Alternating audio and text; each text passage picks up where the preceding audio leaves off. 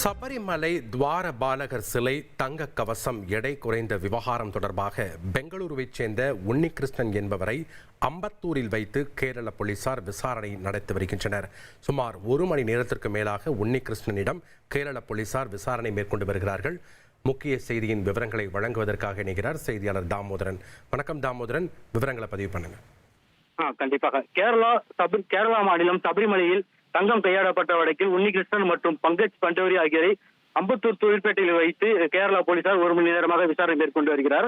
கேரளா மாநிலத்தில் பிரசித்தி பெற்ற சபரிமலை தேவஸ்தானத்தில் 4.5 கிலோ தங்கம் கையாடப்பட்ட வழக்கில் பெங்களூரை சேர்ந்த உன்னிகிருஷ்ணன் பெட்டி மற்றும் அம்பத்தூர் பகுதியில் இயங்கி வரும் பிரபல தனியார் நிறுவனத்தின் உரிமையாளரான பங்கஜ் பண்டேரி ஆகியோரிடம் அம்பத்தூர் தொழிற்பேட்டையில் உள்ள ஸ்மார்ட் கிஷோரின் என்ற கோல்டு கோட்டிங் செய்யப்படும் நிறுவனத்தில் வைத்து கேரளா மாநிலத்தைச் சேர்ந்த SP சசிதரன் தலைமையிலான கேரளா போலீசார் 13 நபர்கள் தற்போது விசாரணை மேற்கொண்டு வருகிறார். விசாரணை 1 மணி நேரத்திற்கு மேலாக விசாரணை மேற்கொள்ளப்பட்டு வருகிறது.